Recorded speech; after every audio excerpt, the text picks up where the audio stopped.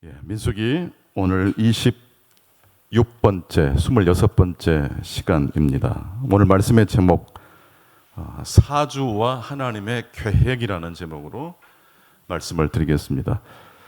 사주라는 한자를 보게 되면 네 개의 기둥이라는 뜻입니다. 사람이 태어난 연, 월, 일시 네 글자가 우리 인생의 기둥이 된다는 뜻입니다. 이 사주 속에 인간이 하늘로부터 부여받은 시간과 조건이 담겨 있습니다. 그러니까 우리 인간에 대한 데이터 정보가 이 사주 속에 있는 것입니다. 결혼을 앞에 둔 남녀가 사주와 무엇을 본다 그래요? 궁합 보러 가잖아요. 왜 그렇게 사랑하는데 사주를 보고 또 궁합을 보러 갈까요? 혹시라도 사주가 안 좋게 나오고 궁합이 안 좋게 나오면 안 만나야 됩니까? 나와 똑같은 연, 월, 일, 시에 태어난 사람이 나 외에도 많이 있지 않습니까? 그런데 똑같은 사주인데 잘 사는 사람도 있고 힘들게 사는 사람도 있잖아요. 그러니까 이 사주는 확정된 운명이 아니라는 뜻입니다. 모든 사람의 사주 속에는 결핍이 있어요. 그 결핍이 바로 하나님께서 숨겨놓으신 장치입니다. 사주가 완벽하거나 이 사주를 통해서 우리의 운명을 다 설계할 수 있다면 굳이 하나님 찾을 필요가 없겠죠. 무엇보다도 우리는 결핍의 동기로 혹시라도 불안해서 이 사주를 보거나 또 궁합을 봐서는 안 됩니다. 재미로 또 사주를 볼 수 있겠죠. 그런데 상대방이 나와 맞는지를 알기 위해서 사주를 보신다면, 궁합을 보신다면 저는 절대 반대입니다. 사주를 보는 목적은 내가 누구인지를 알기 위해서 봐야 됩니다. 내 기질이, 내 성향이 겨울에 태어났고 여름에 태어나서 약간 차분하기도 하고 열정적이기도 하구나. 나에 대한 정보를 잘 알면 나의 강점을 더 강화할 수 있을 것이고 나의 약점을 인정할 줄 알고 보완할 수 있는 좋은 사람들이 나에게 도움을 줄 때 거절하지 않겠죠. 관계가 좋아집니다. 자기 자신과의 관계가 좋아지고 다른 사람과 협력하는 사람들이 될 수 있겠죠. 무엇보다도 우리 그리스도인들이 살아갈 때는 결핍이 사랑의 동기가 되면 안 됩니다. 예수 믿기 전에는 결핍 때문에 친구를 만났고 또 연애하기도 했었을 수 있습니다. 근데 우리가 하나님의 자녀가 됐잖아요. 만유의 주 하나님을 믿으십니까? 그분이 나의 하나님이시지 않습니까? 그래서 우리의 근원적인 이 근원에는 무엇이 있어요? 하나님이 계셔요. 풍성함이 있고 충만함이 있다는 뜻이에요. 뭔가 결핍을 가지고 친구를 사귀면 굉장히 이 관계가 어그러져요. 굳이 친구를 사귀지 않을 만큼 내 자신이 평안해요. 그럴 때 친구를 사귀면 그 친구도 살고 나도 살아요. 외로워서 친구를 사귀기 시작하면 한두 번은 나를 만나주지만 자꾸 외롭다고 만나주기 시작하면 부담이 되지 않습니까? 사주는 확정된 운명이 아니고 우리 인간 개개인의 정보가 담겨있는 이야기입니다. 그래서 이 사주 명리학을 연구하는 분들 이야기를 보면 명리 속에 이미 그 의미가 담겨져 있더라고요. 명, 하늘로부터 받은 사주, 생명입니다. 이것은 내가 부모를 선택할 수 없듯이 내가 태어난 날, 월, 일, 시를 내가 정할 수 없지 않습니까? 이건 주어진 거예요, 그냥. 그러나 주어진 운명 외에 명리, 리는 다스릴 리잖아요. 그 생명을 하나님이 다 알아서 해주십니까? 나 역시 하나님의 뜻 안에서 열심히 부지런히 성실하게 하나님의 섭리를 응답하며 살아가야 됩니까? 얼마든지 그 생명을 내가 경영할 수 있어요. 가난한 삶에서 태어났지만 그 가정을 일으킬 수도 있잖아요. 부유하게 태어났지만 그 가세가 오히려 기울어지는 실수를 범할 수도 있습니다. 창세기 1장 28절을 보니까 하나님께서 우리 인간을 창조하신 다음에 명령하셨어요. 생육하고 번성하여 땅에 충만하라.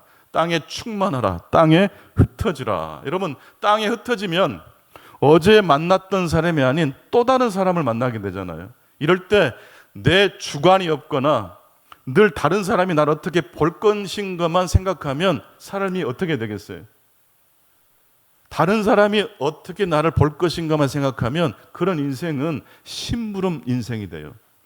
내가 누구인지를 알고 나의 개성을 잘 개발하는 사람은, 자기에 대한 신뢰가 있는 사람은 누구를 만나도 두렵지 않아요. 땅에 흩어지라, 즉 변화를 통해서 하나님의 뜻을 이루어 가라라는 뜻입니다. 시간, 타이밍, 사람, 일, 시대와의 협연을 통해서, 무엇보다 하나님과의 협연을 통해서 우리는 팔자를 뛰어넘을 수 있는 건강하고 아름다운 삶을 살아갈 수 있습니다. 요셉이 그랬고, 룻기에 등장하는 나오미가 자신에게 주어진 운명을 딛고 다시 미래를 향해서 나아갔지 않습니까? 하나님은 특별 섭리와 일반 섭리로 이 세상을 통치하고 다스리십니다. 특별 섭리는 무엇입니까? 하나님의 은혜로 우리 모두가 하나님의 자녀가 된 사건, 이것은 일반 섭리입니까? 특별한 하나님의 은혜입니까? 특별한 하나님의 섭리입니다. 그러나 하나님의 특별 섭리로 선택받은 자들이 이 세상을 살아갈 때 예수 믿는 사람만 만나지 않고 믿지 않는 사람, 특히 신실한 사람을 만나면 좋은데 고약한 사람도 만나거든요. 다른 사람이 지은 죄 때문에 불행을 겪을 수도 있나요, 없나요? 있어요. 강도 만나 쓰러진 사람을 사마리아 여인이 구원해 주기도 하지만 멀쩡하게 걸어가는데 강도에게 내 재산을 빼앗길 수도 있어요. 특별한 섭리로 하나님의 선택받은 언약 백성이어도 일반 섭리에 제약이 따른다는 뜻이에요. 일반 섭리 속에 살아가는 수많은 사람들과 우리들이 얽혀 살아가기 때문에 믿음으로 살아가게 하지만 때때로 고난을 겪을 수 있고 불행을 겪을 수도 있다라는 말씀입니다. 그래서 성경을 읽을 때, 신앙생활 할 때 딱 두 가지 단어를 기억하면 좋겠어요. 그게 바로 선택과 제약입니다. 한번 따라서 해보겠습니다. 선택과 제약. 선택은 하나님의 선택으로 내가 하나님 자녀가 됐다는 말씀이고, 제약은 뭡니까? 그럼에도 불구하고 살아가는 삶이 예수 믿는다고 갑자기 가난한 사람이 부자가 되지는 않아요. 인생이 호락호락 가지 않아요. 일반 섭리 속에 우리 믿는 사람도 살아가지만 죄 많이 짓고도 돈 많이 버는 사람들과 더불어 살아가야 돼요. 그래서 믿는 사람이지만 세상 속에서는 고통을 겪을 수 있어요. 그래서 여러분, 믿는 사람이 핍박을 받고 고통을 겪을 때 쉽게 저 사람 하나님의 사랑을 받지 않아서 그래 라는 말을 하면 돼요, 안 돼요? 절대로 안 돼요. 절대로 안 돼요. 아브라함도 얼마나 많은 고초를 겪었고, 요셉의 일생 일대기를 봐보세요. 얼마나 고초를 많이 겪었습니까? 야곱 같은 경우는 바로 왕 앞에 섰을 때 내 나그네 인생길이 험하겠다라고 고백하지 않습니까?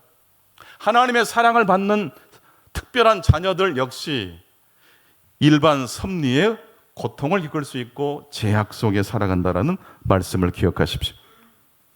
그래서 우리는 얼마든지 이 세상을 능동적으로 긍정적으로 경영할 수도 있고, 또 고난을 딛고 넘어지는 그 자리를 다시 출발하는 자리로 얼마든지 삼을 수가 있습니다. 오늘 민수기 말씀은 인구조사 이야기입니다. 민수기, 그러니까 백성의 숫자를 계수하다, 20세 이상 전쟁에 나갈 남자를 계수하다라는 의미를 담아서 책 이름을 민수기라고 지었어요. 이스라엘 백성이 광야 생활을 출발하기 전에 시내 광야에서 첫 번째 인구조사를 했습니다. 그리고 40년 광야 생활 이제 끝 부분에 다다랐을 때 이제 두 번째 인구조사를 실시하게 된 것입니다. 이 인구조사를 통해서 하나님 우리에게 주신 메시지가 있습니다. 세 가지로 정리하겠습니다. 첫 번째로, 출애굽 이후 40년이 지난 다음에 두 번째 인구조사를 했더니 몇 명이 나왔을까요? 민수기 26장 51절에 보게 되면 60만 1730명이 나왔습니다. 60만 1730명. 1차 인구조사 때는 60만 3550명이었어요. 1차보다 1820명이 감소했어요. 아쉽지 않습니까? 이왕이면 좀 늘어나야 되는데 그렇게 해석도 가능하지만 사실 광야에서 40년을 살았는데 거의 인구 숫자가 변함이 없어요. 이것은 무엇을 의미할까요? 이건 하나님의 보호하심을 의미합니다. 1820명은 마이너스 감소한 숫자가 아니라 하나님께서 이 광야 40년 동안 이스라엘 백성을 보호해 주셨다라는 의미를 담고 있습니다. 이스라엘 백성은 광야에서 멸절되지 않고 생존했습니다. 그리고 40년 전 인구를 거의 그대로 유지하고 있습니까? 여러분, 지난해와 올해를 비교해 봤을 때 얼마만큼 여러분의 삶이 개선되었거나 또 성장했다고 말할 수 있겠습니까? 거의 대부분 이스라엘 백성의 인구 조사와 비슷해요. 조금 줄었을런지 몰라요. 그대로 유지했을런지 몰라요. 비약적인 발전하는 사람 거의 드물어요. 그렇다면 작년과 올해가 비슷하고 올해와 내년이 비슷한 삶을 어떻게 우리들이 읽어야 될까요? 늘 그대로입니까? 하나님의 보호하심을, 하나님의 안위하심을 우리가 경험한 것입니까? 하나님이 하셨기 때문이 아니라 하나님이 계시기 때문에 감사하실 수 있기를 축원합니다. 이게 바로 인구 조사를 통해서 얻어낼 수 있는 하나님의 말씀입니다. 두 번째, 1차 조사와 2차 인구 조사가 거의 비슷하게 나온 통계를 통해서 우리는 무엇을 알 수 있습니까? 이스라엘은 미래의 희망을 보았다라고 말씀드릴 수 있습니다. 여러분, 사실 여호수아와 갈렙을 제외하고는 출애굽 1세들은 다 광야에서 어떻게 됐나요? 다 죽었어요.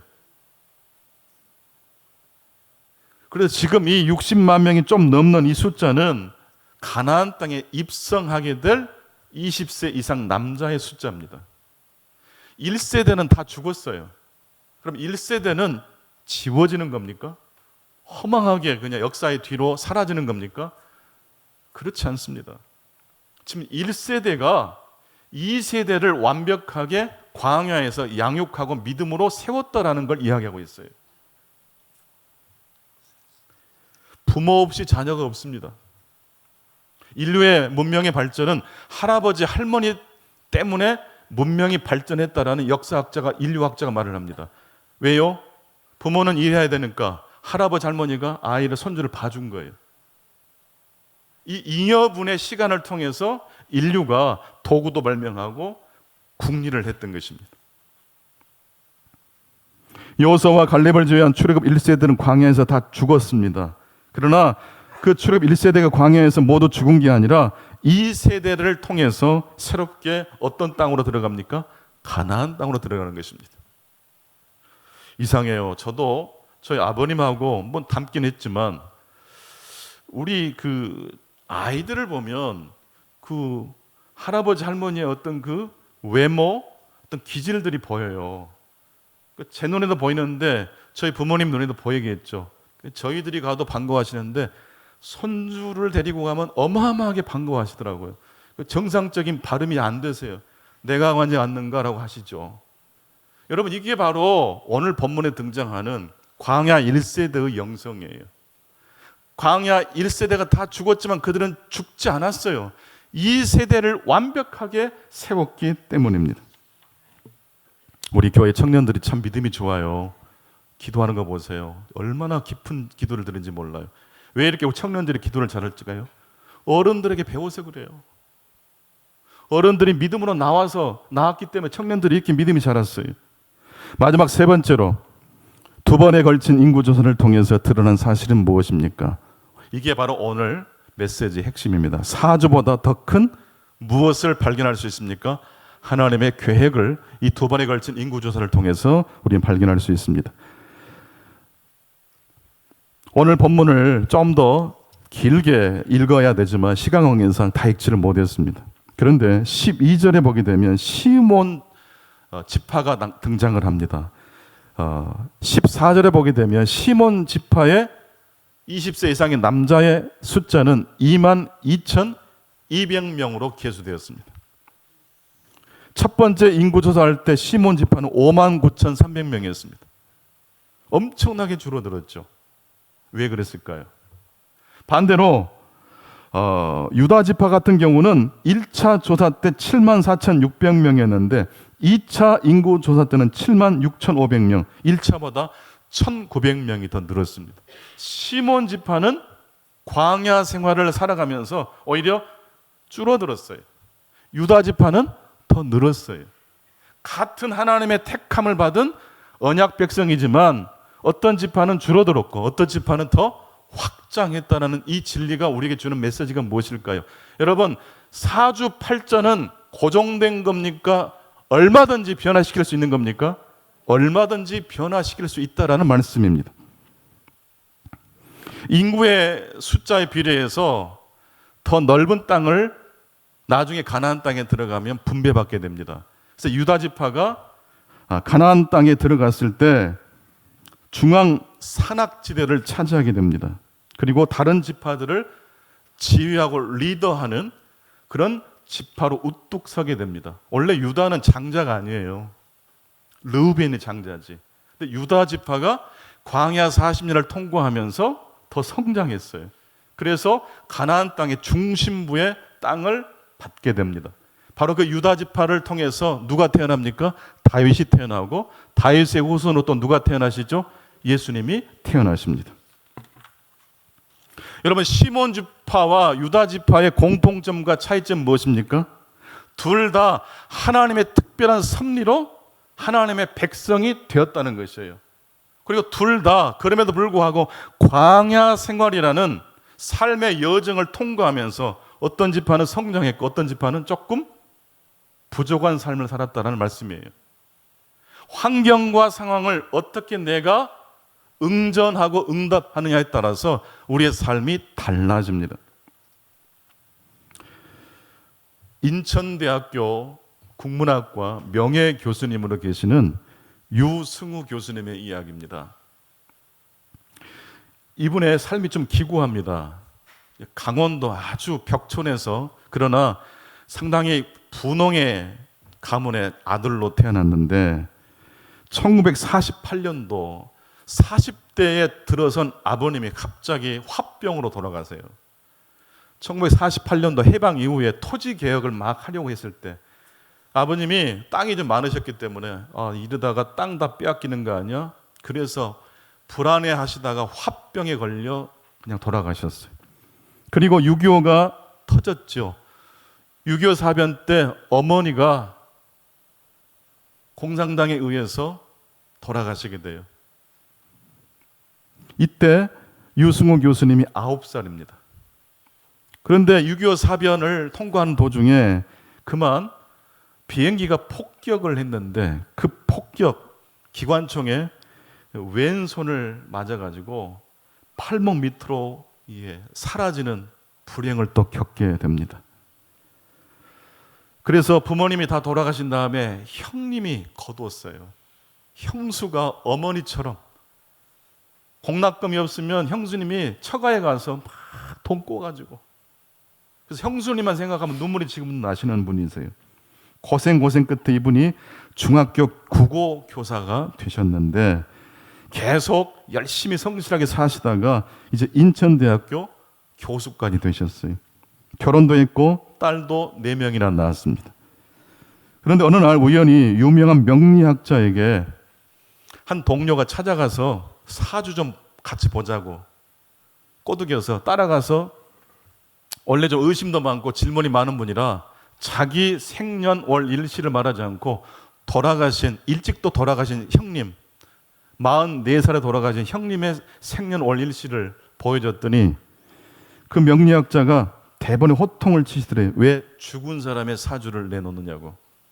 영험하죠.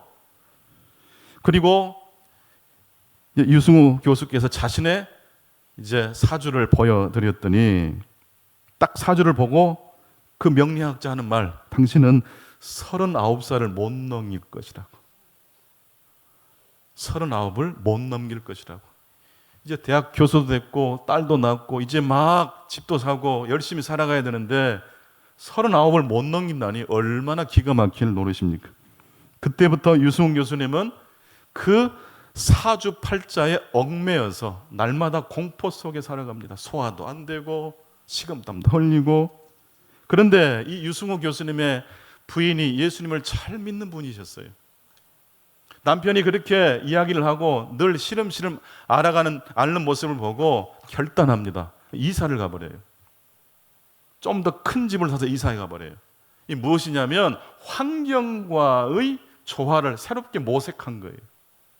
당신 안 죽어. 이 새 집을 샀는데 우리 열심히 살아야 돼. 그런 뜻을, 메시지를 은근히 던진 거예요. 하지만 그런 정도로 이분의 삶이 개선될 수는 없어요. 이미 딱 사로잡혔기 때문에. 어느 날 남편이 너무 힘들어하고 괴로워하자 이 부인이 남편 머리에 안수를 하고 기도를 했어요. 손을 얹고. 너무 다급하니까. 근데 성령께서 역사하신 거예요. 이제 불이 임했어요. 불이 임하니까 남편이 술도 다 끊고 담배도 끊고 완전히 바뀌어졌어요. 1991년도 그렇게 유승희 교수님은 중곡 성결교회 장로님으로 창립하셨습니다. 그렇게 해서 유승우 장로님은 자신의 사주팔자 운명을 변화시켰습니다. 그렇게 하고 난 다음에 쓴 시가 있어요. 이분이 국문과 교수님이시고 시인이시거든요. 시간의 식성이라는 제목의 시입니다. 시간은 못 먹는 게 없다. 바위도 오래오래 씹으면 그 단단한 육질이 무너진다. 63빌딩이나 청와대는 아마 한 1000년이나 2000년쯤 씹으면 시간의 입속에서 녹아버릴 것이다. 내가 생각하기엔 무엇보다도 시간이 가장 잘 먹어치우는 것은 여인과 꽃의 아름다움일 것이다. 그러나 시간이 먹을 수 없는 게 있다. 삼킬 수도 없으며 소화할 수도 없다. 2000년이 넘도록 씹었지만 씹으면 씹을수록 시간의 입속에서 더욱 크게 불어나 빛과 향기로 온 세상을 덮는다. 예수의 이름이다. 그 사랑의 향기이다. 여러분, 여러분의 사주팔자는 여러분의 개인의 성격과 기질에 대한 데이터 정보이지 이것이 우리의 확정된 운명이 아니에요. 얼마든지 이 사주팔자를 가지고 더 나은 삶의 방향으로 나아갈 수 있나요, 없나요? 있어요. 여러분, 사주팔자가 여러분을 삼키게 둬서는 안 돼요. 우리를 유일하게 삼킬 수 있는 분은 예수 그리스도인 줄로 믿습니다. 그래서 성경은 영접하는 자, 곧 그 이름을 믿는 자에게는 하나님의 자녀가 되는 권세를 주신다고 말씀하셨어요. 누구든지 주 예수 그리스도의 이름을 부르는 자는 구원을 얻게 된다고 말씀해 주셨어요. 간단하지만 주 예수 그리스도의 이름을 부르는 이 한 동작이 여러분의 운명을 다른 방향으로 움직일 수 있다는 말씀이에요. 우리는 믿음도 부족하고 여러 가지 환경도 여의치 못한 사람이지만 그럼에도 불구하고 과거를 딛고 미래를 향해서 나아가야 될 줄로 믿습니다. 이스라엘 백성들의 운명 보세요. 광야 40년을 살아냈어요. 하나님이 살려주셨어요. 가나안 땅이라는 비전을 향해 마음을, 결심을 먹으니 힘을 주시는 거예요. 박한서 선생께서 레지던트 아들을 교통사고로 갑자기 잃고 밥도 못 먹고 너무 괴로웠을 시절에 큰딸이 부산에서 살았는데 어머니를 부산으로 모시고 갔어요. 밥도 안 들어가고 너무 힘든 시간이었는데 어느 날 손주와 함께 놀이터를 이제 나가셨는데 놀이터에 보면 코끼리 모양의 미끄럼틀이 있잖아요. 그걸 물끄러미 보시는데 자기도 모르게 그런 생각이 떠오르더래요. 이 앞에서 우리 손주들과 사진 한 장 찍으면 참 예쁘겠다. 그렇게 생각한 다음에 갑자기 내가 무슨 정신이야? 깜짝 놀랐대. 아들이 죽어서 지금 기뻐해서도 안 되고 감사해서도 안 되는데 미래를 향한 계획을 세웠다는 것 때문에 죄책감에 시달렸어요. 그런데 그 순간이 순간으로 끝나지 않았어요. 이 미끄럼틀 앞에서 사진 찍으면 예쁘게 나오겠다. 그 생각을 누가 심어 넣어 주셨을까요? 하나님이. 그래서 그 뒤에 힘들었지만 밥도 드셨고 다시 좋은 소설을 쓰는 인생을 시작하셨지 않습니까? 아무리 하나님의 택함 받은 백성일지라도 일상의 삶에서는 고난과 역경을 피하지 못할 때가 있어요. 다른 사람의 죄를 내가 걷어들여야 될 때도 있어요. 속상하고 고통이 우리를 핥히고 지나갈 때가 있어요. 그럴지라도 가나안 땅, 약속의 땅을 날마다 바라보시면서 주 예수 그리스도 이름으로 전진해 나가시는 저와 여러분 되시기를 축원합니다.